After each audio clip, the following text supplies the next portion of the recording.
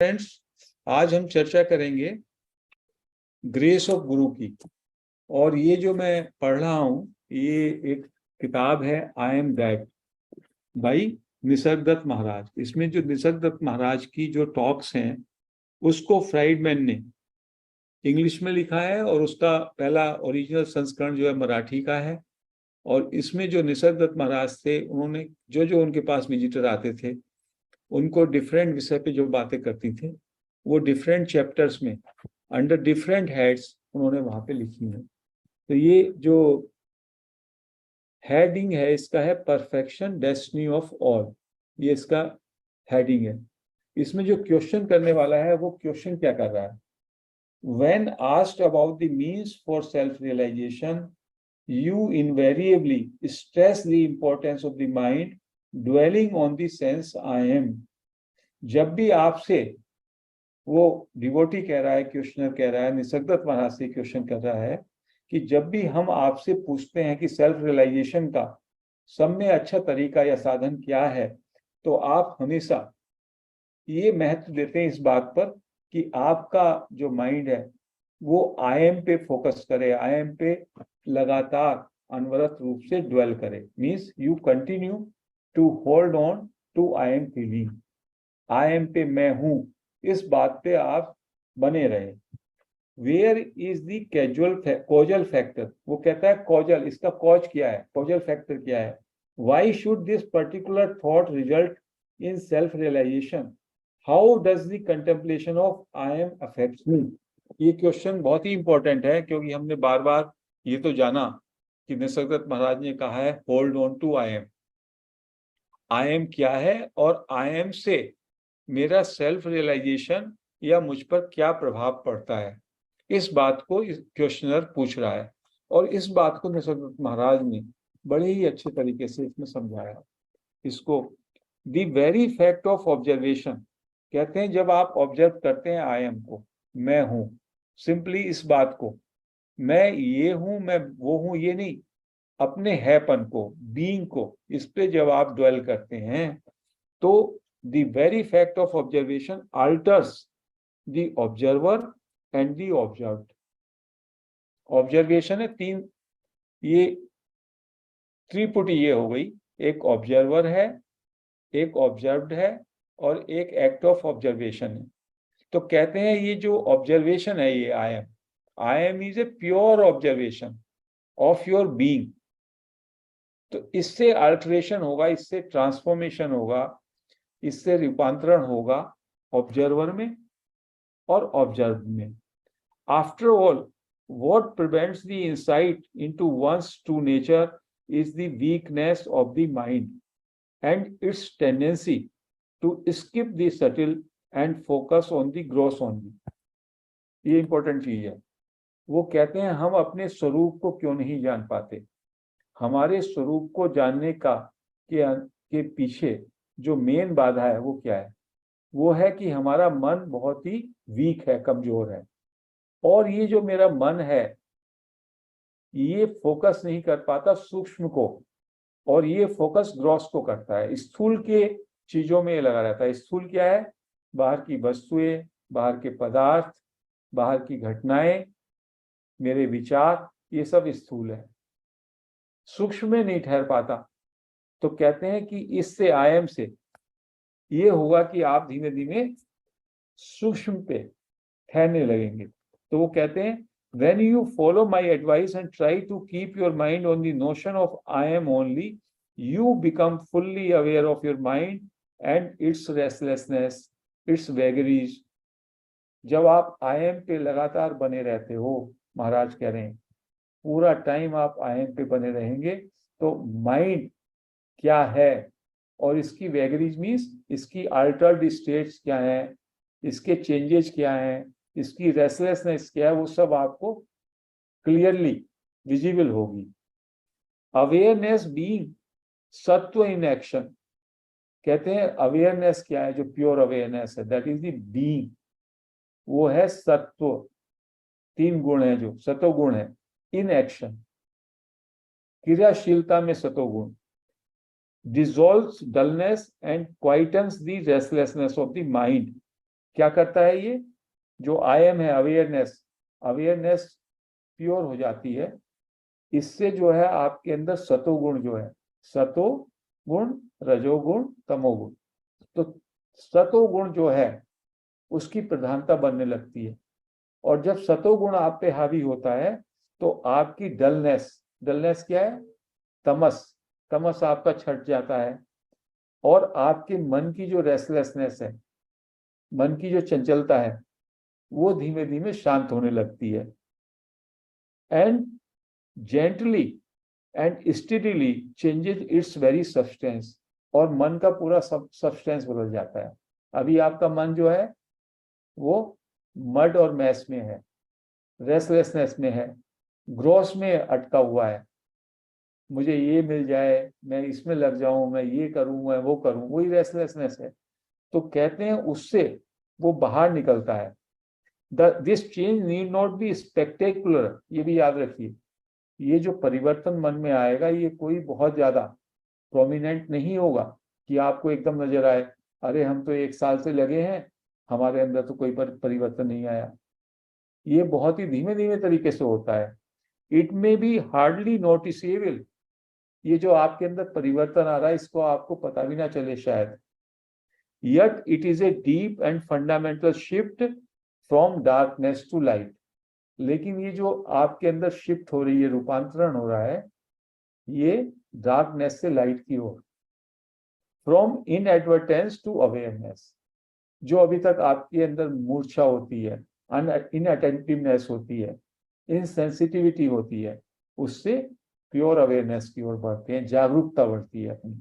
तो इस पूरे पैरा में महाराज ने बताया कि आई एम पे फोकस रहने से आप अपने स्वरूप को जानने में वो सहायक होता है।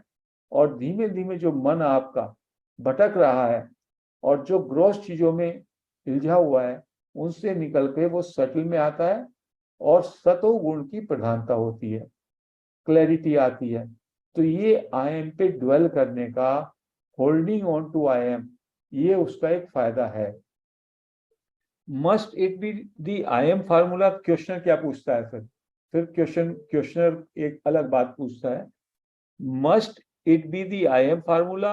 Will not any other sentence do?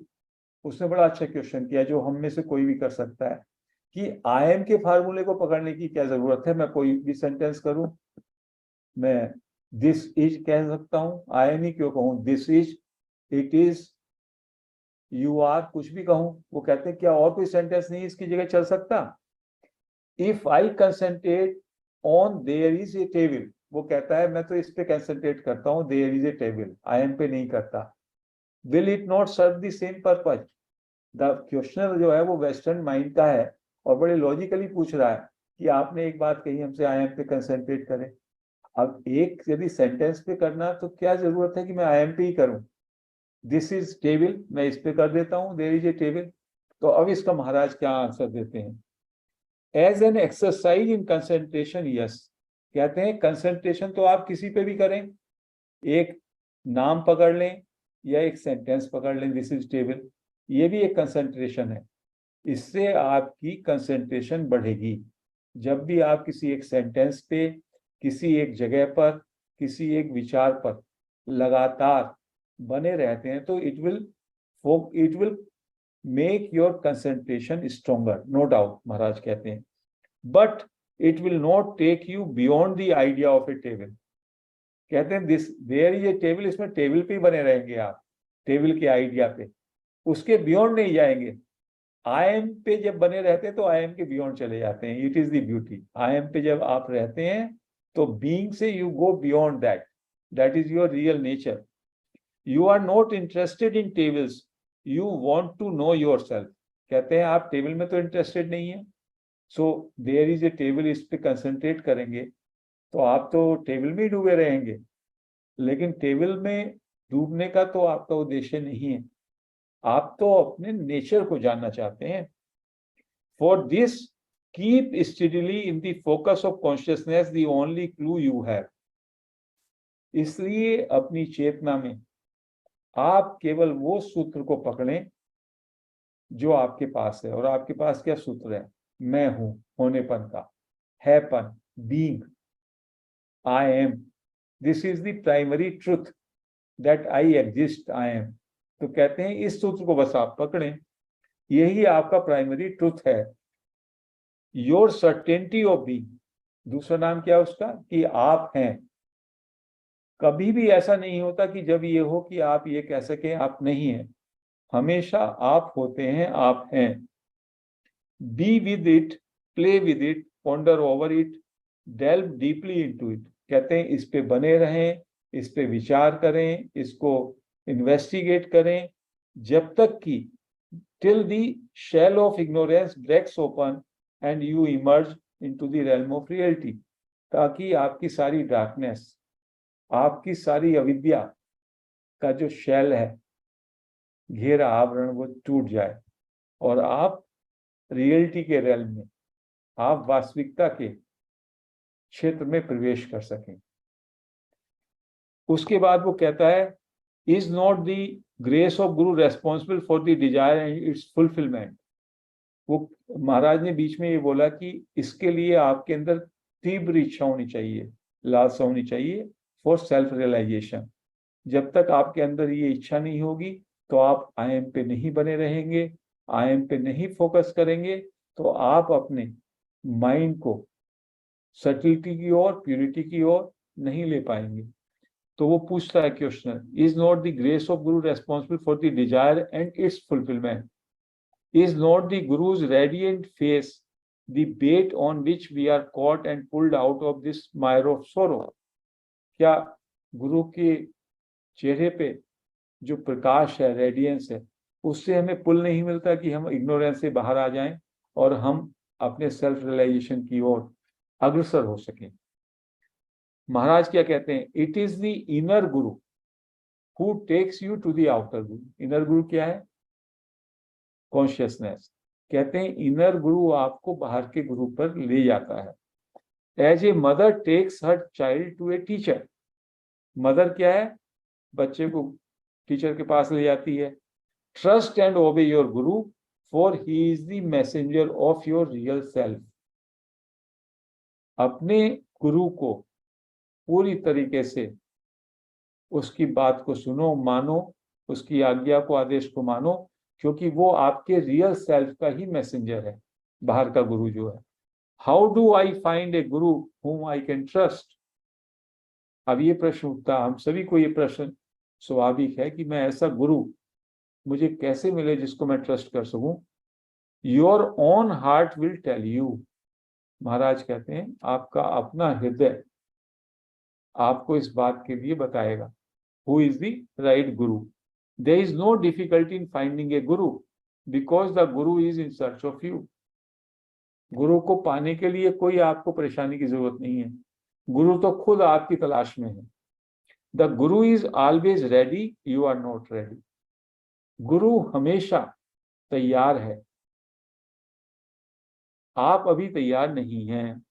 You have to be ready to learn or you may meet your guru and waste your chance by sheer inattentiveness and obstinacy.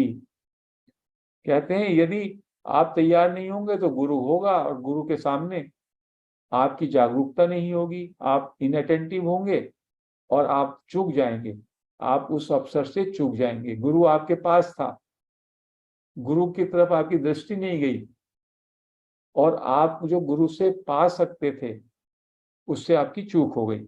Take my example, कहते हैं मेरी example लो। निसर्गदत्त महाराज कहते हैं, there was nothing in me of much promise. मेरे अंदर ऐसी कोई विशेष बात नहीं थी। But when I met my guru I listened, trusted and obeyed. जैसे मैं अपने गुरु से मिला फिर मैंने उनकी बात सुनी, उस पर पूरा विश्वास किया और उसको ओबे किया, उनके निर्देशों का अनुपालन किया। Must I not examine the teacher before I put myself entirely into his hands? Question बड़े अच्छे क्वेश्चन कर रहा है। क्या मुझे उस टीचर को, उस गुरु को एग्जामिन नहीं करना चाहिए जिसके हाथों में मैं अपने को सौंप रहा हूं? महाराज क्या कहते हैं, बाई ऑल मीन्स एग्जामिन। अपने गुरु को आप एग्जामिन करो, आउटर गुरु को आप एग्जामिन कर सकते हो। But what can you find out, लेकिन आप उसमें पाएंगे क्या? Only as he appears to you on your own level. आप अपने लेवल पे जैसा आपको प्रतीत होता है बस वही पाएंगे। आप क्या जान पाएंगे उसके विषय में? महाराज कहते हैं I shall watch whether he is consistent, whether there is a harmony between his life and his teaching. कहता है कि मैं जांच करूंगा ना कि क्या उसके अंदर कंसिस्टेंसी है, क्या उसके अंदर हार्मनी है, जैसा वो बोलता है क्या वो अपने जीवन में उसी बात का आचरण करता है। मैं इस बातों को चेक करूंगा। महाराज क्या कहते हैं, you may find plenty of disharmony, so what. आप उस व्यक्ति में कितनी डिसहार्मनी पा सकते हैं, इससे क्या फर्क पड़ता है? इट प्रूव्स नथिंग, इससे कोई प्रूव नहीं होता। Only motives matter. मोटिव्स जो है सब में इंपॉर्टेंट है कि वो गुरु जो है, गुरु के मोटिव्स क्या हैं। How will you know his motives? आप उसके मोटिव्स का कैसे पता लगाओगे?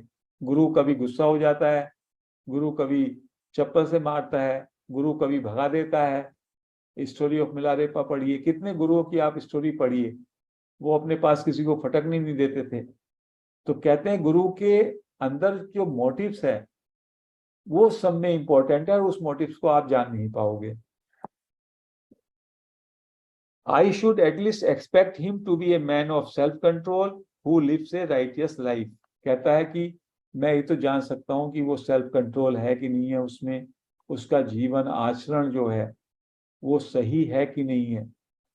You will find many such and of no use to you. कहते हैं ऐसे बहुत से व्यक्ति आपको मिलेंगे जिनका आचरण भी अच्छा होगा, जिनके अंदर सेल्फ कंट्रोल भी होगा, लेकिन वो आपके किसी काम के नहीं होंगे।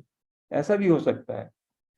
ए guru can show the way back home to your real self. गुरु का क्या काम है? गुरु आपको अपने स्वरूप में वापसी की यात्रा का दर्शन करा सकता है। What has this to do with the character or temperament of the person he appears to be? कहते हैं उसका क्या टेम्परामेंट है, क्या उसका कंडक्ट है, इस सब बात से क्या फर्क पड़ता है? उसका काम क्या है? आपको वापसी अपने सोर्स में लौटा दे, अपने होम, ही में सेंड यू बैक होम, ये उसका काम है। बाकी वो कैसा है, गाली देता है, क्रूड है, उसके अंदर गुस्सा है, क्या ये सब टेम्परामेंट की बातें। Many masters are saying this Nisargadatta Maharaj used to even abuse the people. He was only 4th or 5th standard. He will get irritated also. So that is only the temperament, क्योंकि जो हमारा बॉडी है जो 5 भूतों से बना है और जो 3 गुणों का हमारे अंदर मिश्रण है, उससे हर एक व्यक्ति का केमिस्ट्री अलग अलग है। तो वो कह रहे हैं कि जो सेल्फ है, self has got nothing to do with your body and mind. Self is reflected in your motives only. और मोटिव्स का जांच करना एक कॉमन आदमी के लिए मुश्किल है। गुरु के मोटिव्स की जांच करना कि गुरु ने ये बात क्यों कही या गुरु ने मुझको क्यों डांटा, तो गुरु को जांच नहीं कर पाओगे आप, लेकिन एग्जामिन करो, वो कहते हैं कोई बात नहीं है। तो वो कहते हैं does he not clearly tell you that he is not the person. वो क्लियरली ये भी बोलता है कि वो तो पर्सन ही नहीं है। जब वो पर्सन नहीं है तो उसकी पर्सनैलिटी पे आप क्यों जाते हो? जो पर्सन नहीं है, जिसने अपनी पर्सनैलिटी से डिटैच कर लिया, then how you are judging him on the basis of his personality? ये कॉन्ट्राडिक्शन है। The only way you can जज is by the change in yourself when you are in his company. केवल ये एक indicator है, जब आप उसकी कंपनी में हो, गुरु की या किसी सज्जन संगति में हो, तब आपके अंदर क्या परिवर्तन आ रहा है, क्या रूपांतरण आ रहा है। If you feel more at peace and happy, if you understand yourself with more than usual clarity and depth, it means you have met the right person. कहते हैं जब आपके अंदर पीस और हैप्पीनेस हो जाए उसकी कंपनी, किसी की कंपनी में, या आपके अंदर ज्यादा क्लैरिटी आए, आपके अंदर ज्यादा ठहराव आए, आप ज्यादा सहज हो जाएं, तो आप ये समझ सकते हैं कि आप सही व्यक्ति के कंपनी में हैं. You have met the right person. Take your time, but once you have made up your mind to trust him absolutely and follow every instruction fully and faithfully. आप जांच करो व्यक्ति की, एग्जामिन करो, बट एक बार जब आपको ये विश्वास हो गया कि you have found the right person, तब डाउट नहीं करो. फिर उसको पक्का मजबूती से पकड़ के जो वो इंस्ट्रक्शन देता है उसको बड़े ही मान और सम्मान के साथ उनका अनुपालन करो और उसकी इंस्ट्रक्शन को फॉलो करते हुए आगे बढ़ो. It does not matter much if you do not accept him as your guru and are satisfied with his company only. ये भी जरूरी नहीं है कि आप उसको गुरु मानो, आप उसकी कंपनी से केवल संतुष्ट हो सकते हैं.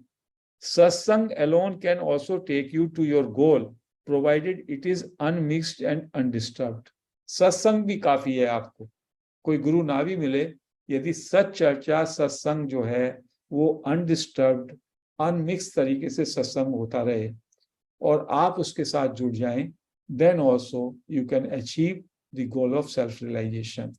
तो आज हम महाराज निसर्गदत्त महाराज का जो ये इंटरेक्शन, जो ये संवाद लिखा है, इसमें 2 सूत्रों की चर्चा की जो हम फिर से समाप्त कर सकते हैं. पहला तो ये कि जो ये आई एम है, मैं हूं, the fundamental truth of my existence, इस पे हमें ड्वेल करना है. और इस पे ड्वेल करने का क्या फायदा होगा? हमारा माइंड, मन जो ग्रॉस में अटका हुआ है, जो कि अभी स्थूल है, धीमे धीमे वो सटल की ओर मूव करेगा. और जो हमारा तमस और रजस है वो डाइल्यूट होकर के सतोगुण की ओर हम बढ़ेंगे. And then we will be at peace and we will be coming back to our source.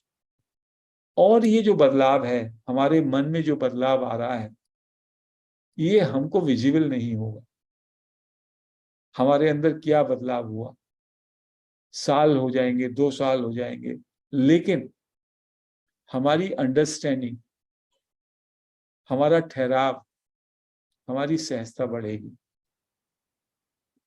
और गुरु को जांचने का आप पर कोई रास्ता नहीं है. केवल एक ही मापदंड है, वो ये है कि यदि उसकी कंपनी में आपको शांति और प्रसन्नता मिलती है, आपके विचार कम हो जाते हैं, आप ठहर जाते हैं सहजता में, तो you have met the right person. और जब आपको विश्वास हो जाए कि you have got the right person, तब आपको ब्लाइंडली, पूरी आस्था के साथ, पूरे विश्वास के साथ उसकी जो भी इंस्ट्रक्शन है उनको फॉलो करना चाहिए. फिर उसमें डाउट ना करें.